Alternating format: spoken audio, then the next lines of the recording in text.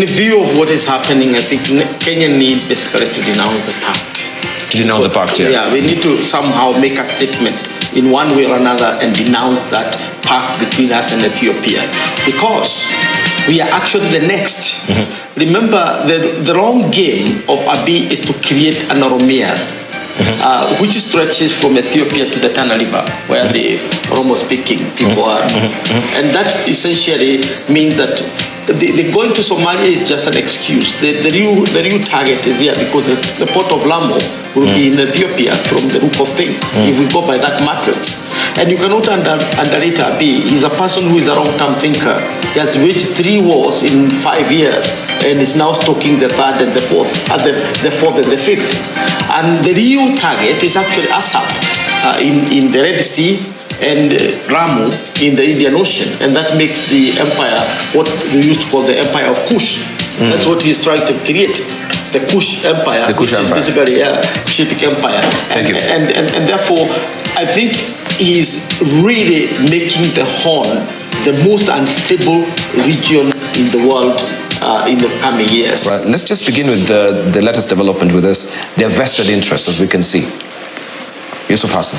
Well, I'll say that what has happened since the 1st of January, when Ethiopia started testing the ground by signing a memorandum of understanding with the northern region of Somalia, which is known as Somaliland, has sparked a diplomatic row. And what has come out of this is that Ethiopia is the headquarters of the African Union. It is also a founder member of IGAD. And it has always placed an emphasis on the rules-based system. Territorial integrity, sovereignty has been its hallmark. And to a certain extent, Ethiopia has benefited from that because it is a country that has been facing successionism. Eritrea split. The Somali region of Ethiopia has been a center of war for many years. So the role has now been switched in the sense that it is Ethiopia that has been accused of having an interest in grabbing another state's territory, and is on the defensive diplomatically, because Somalia, which has in 1977 went to war with Ethiopia over the Ogaden, was an isolated country because the rest of the world thought that they were violating the sovereignty and the territorial integrity of Ethiopia. But now the shoes is on the other side. Ethiopia has been accused of exactly the same thing that it's been fighting all of these years, and it is finding itself diplomatically isolated. It's not just Egypt. The United States, China, the European Union, the African Union, the Arab League. Apart from one major power, Russia is the only country that has not publicly pronounced on the dispute. But every other power and every other international and regional organization has cautioned Ethiopia to say that this is not the right thing to do.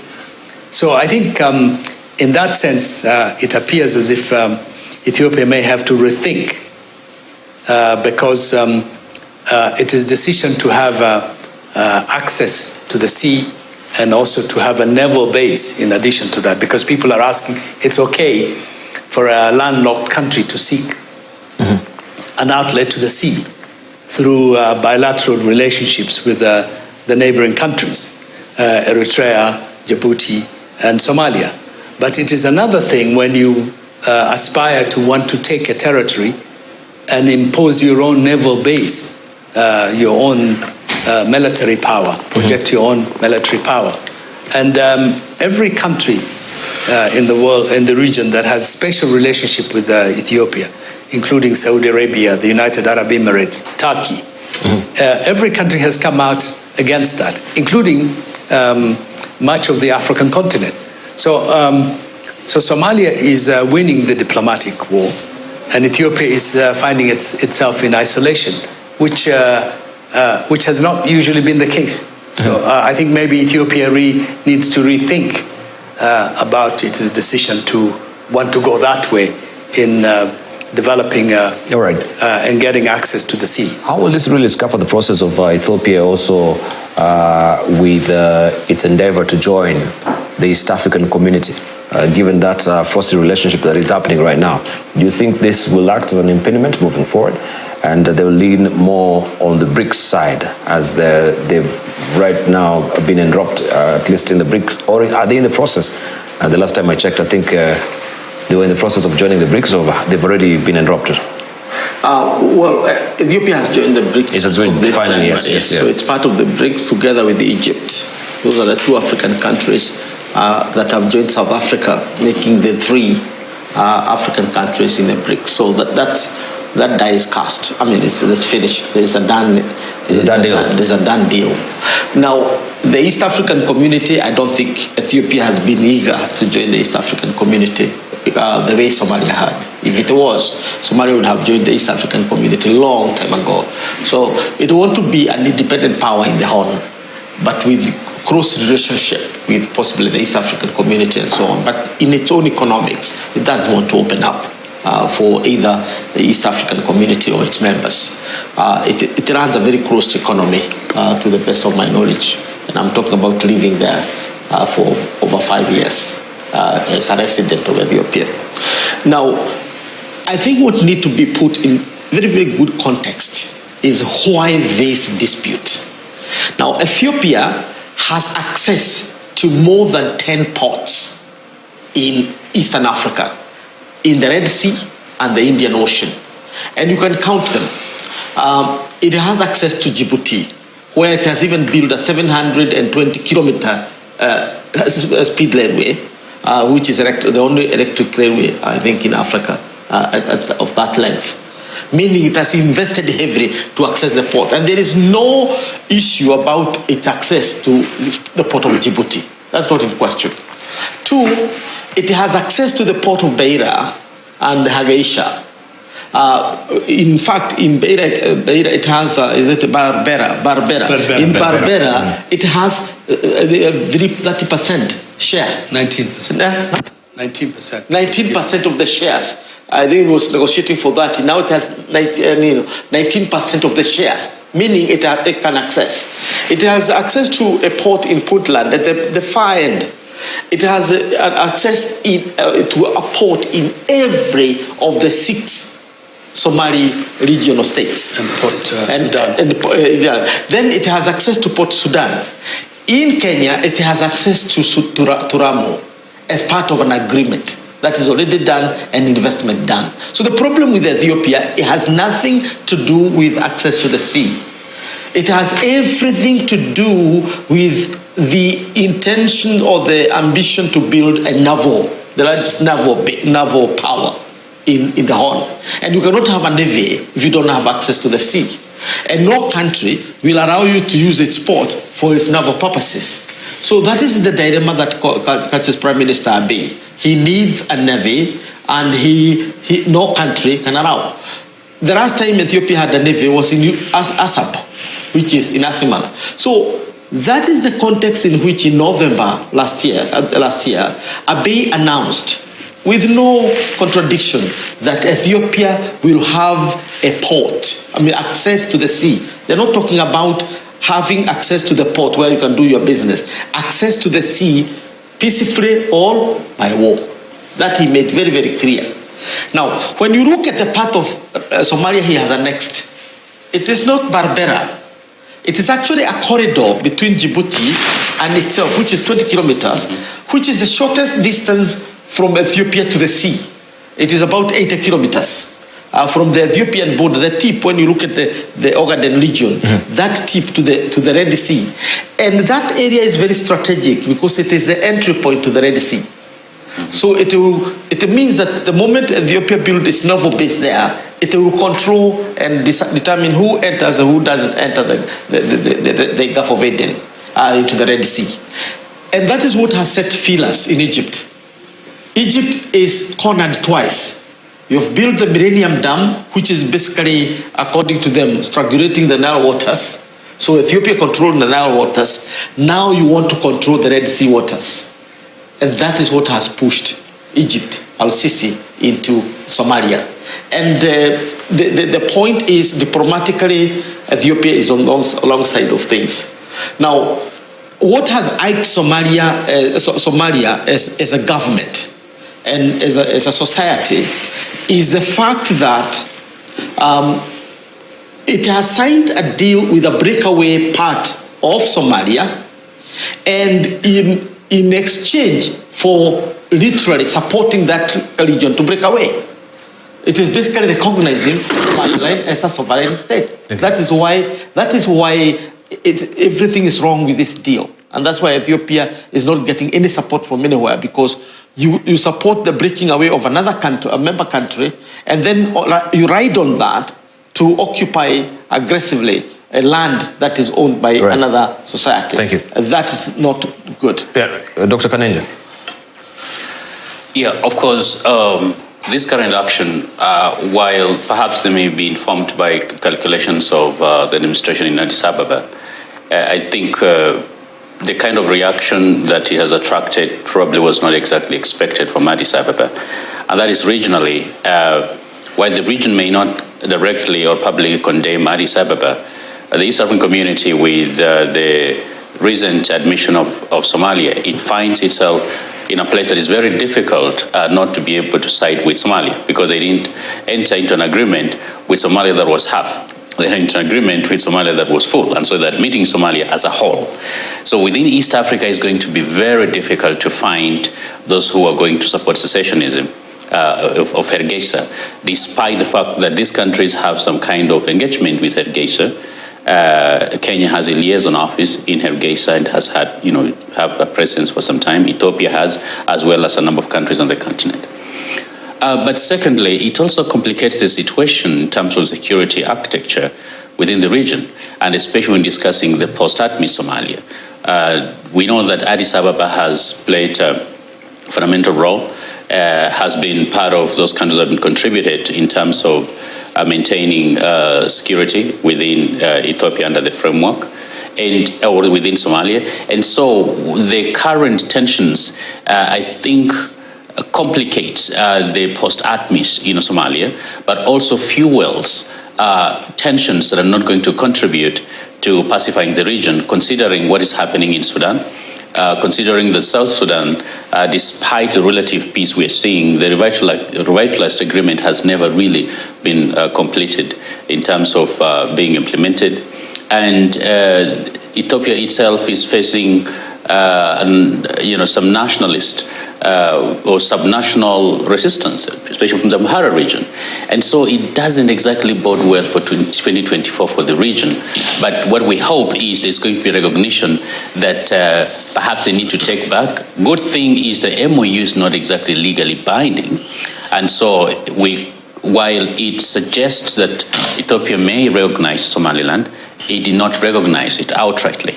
And so perhaps we can use this kind of ambiguity to go back to the negotiating table and try to pacify the region, because if we don't and start taking this matter seriously, then we may be going down a very dangerous path, considering the geopolitics of the region and how important the Horn of Africa is, not just to the Gulf countries, but also the rest of the world. This region may become very dirty very quickly if we do not move with speed to arrest it.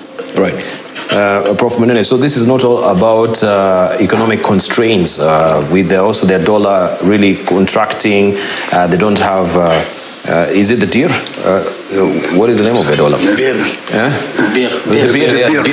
The beer right now. It is about, as you say, the Horn of Africa supremacy that Ethiopia wants to impose. Well, brief remarks. See, Ethiopia is very unfortunate, and Abiy is wrong in every way, but he's not the first to have this kind of thing. He thinks he's a reincarnated Menelik II. And Menelik had these dreams of going all the way to the sea. Only that he was taught by the British, the Italians, and the French, who created the borders, the Ethiopian borders. So that dream of going to the sea was curtailed by the European colonialism in this area. Even Haile Selassie had the same dream. And what you have, Abiy is now thinking that he can do it. And yes, he's made pronouncements that he's even willing to fight, to go to war, to have that. And the problem for him is that nobody is for him in this. There's also the change of attitude that has occurred in Somalia. Somalia is no longer talking about irredentism. So abandon that. So now have Ethiopia is the one doing it. Say now we need this, so you go there. So for Egypt to say we are not with you, of course Egypt has a good reason. To like to beat upon Ethiopia because of the dam. And it needs a good excuse. So if this happens, and even the Turks who are operating in Somalia, they have also said no. And the Americans have said no. So Ethiopia is isolated because it's going the wrong direction. And it wants to control a particular part of the sea.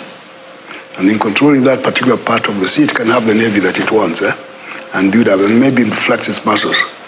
Along the way, it has quarreled with almost everybody. I think a few years ago, they were ganging up. There was a gang up, Ethiopia, Eritrea, and Somalia. They looked like the three musketeers.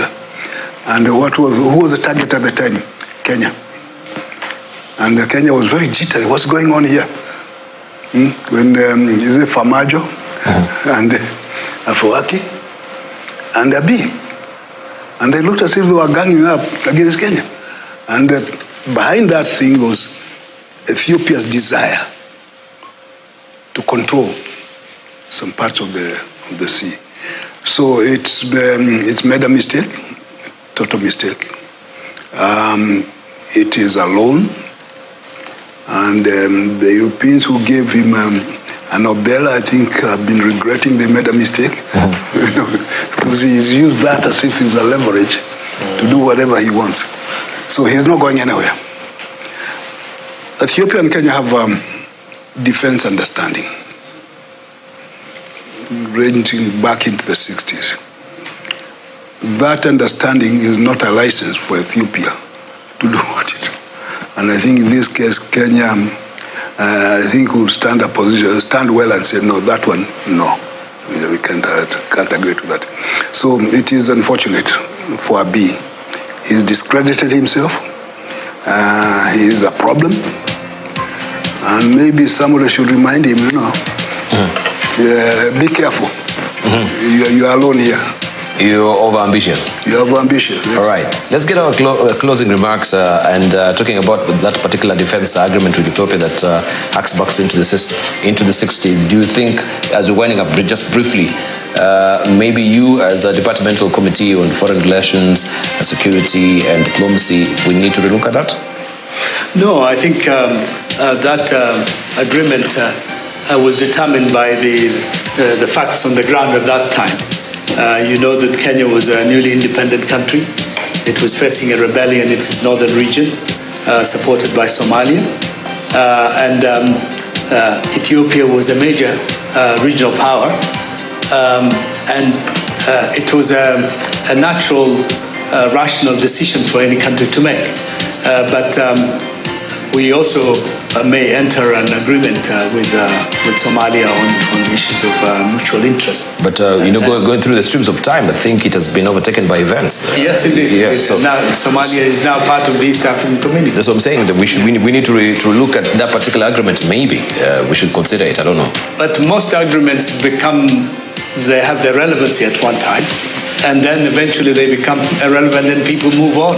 So I don't think there's any need to sort of revisit it. It's just would become useful when somebody might whip it as like, hey, do you remember this agreement? So we need maybe to completely obliterate it. But if you look at that agreement was entirely for Kenya to seek support from a more powerful neighbor if it was threatened. Okay. It was never a situation where Kenya would be required to go to the rescue of the other party. Thank you.